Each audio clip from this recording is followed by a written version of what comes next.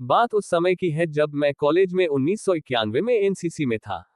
अपने NCC group में मैं बहुत ही फेमस था, इसलिए सभी मुझे अच्छी तरह से जानते थे। शायद उस समय मैं बहुत शरारती था। हेलो दोस्तों, मेरा नाम अमित है। आप सभी का मेरी कहानी में स्वागत है। मेरा ग्रुप किसी काम को करने में हम लोगों का एनसीसी ग्रुप पीछे नहीं था।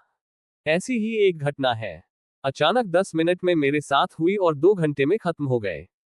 हमारे एनसीसी ग्रुप को एक कैंप अटेंड करने अपने शहर से काफी दूर जाना था।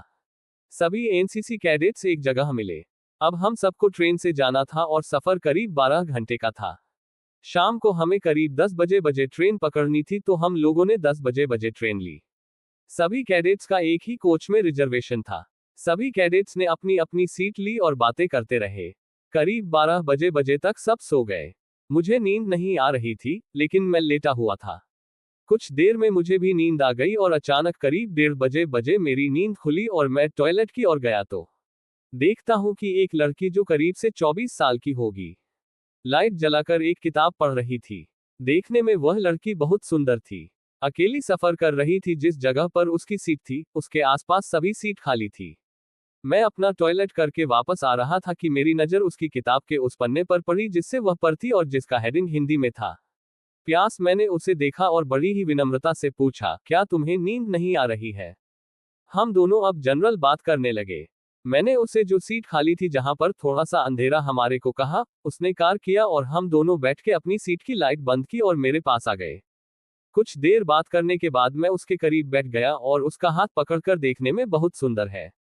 वो शर्मा गई और कहा कि हम भी किसी से कम नहीं हो। मुझे अच्छा लगा और मैंने उसके कंधे पर हाथ रख दिया और उसने इनकार नहीं किया। रात के करीब 2 बज चुके थे और हम दोनों अंधेरे में अकेले उस कंपार्टमेंट में एक दूसरे को पकड़े बैठे थे। मैंने अपने होठों से उसके गाल पर किस किया। शायद उसने ऐसा सोचा भी नहीं था। अब उसके जवाब में उसने कहा कि वह मुझे भी किस करना चाहती है।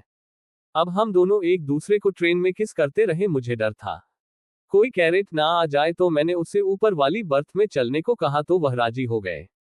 अब हम दोनों सुरक्षित हैं, कोई हमें नहीं दे सकता था।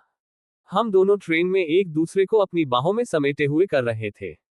मेरा हाथ उसके बदन पर दौड़ रहा था।